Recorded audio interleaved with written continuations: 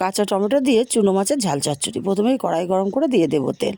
তেলটা গরম হলে আগে থেকে লবণ হলুদ মাখানো চুনো মাছ দিয়ে দিলাম। চুনো মাছটা ভাজা হতে হতে মশলা করে নেব।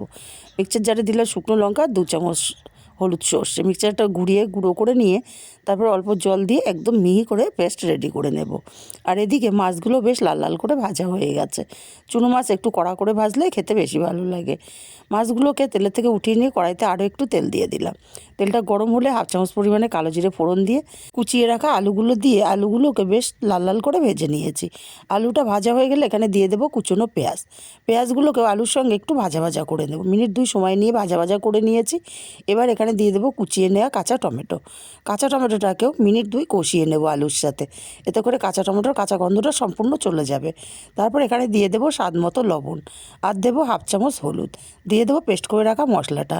মিক্সচার জারটা ধুয়ে অল্প জল দিয়ে টমেটো আলুটাকে মশলার সঙ্গে মিনিট 3-4 সময় নিয়ে কষিয়ে নিয়েছি। এবার এখানে দিয়ে দেবো পরিমাণ মতো জল। জলটাকে দিয়ে খুব ভালো করে নাড়াচাড়া করে মিশিয়ে তরকারিটাকে ফুটতে দেব।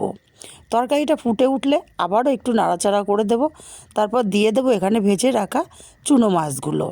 চুনো মাছগুলোকে দিয়ে আবারও ভালো করে নাড়াচাড়া করে আরও 2 মিনিট এইভাবে ফুটিয়ে নিয়ে ওপর থেকে দিয়ে দেবো বেশ কিছুটা ধনেপাতা কুচি। তারপরে নাড়াচাড়া করে মিশিয়ে নামিয়ে নিলে রেডি চুনো মাছের ঝাল চচ্চড়ি।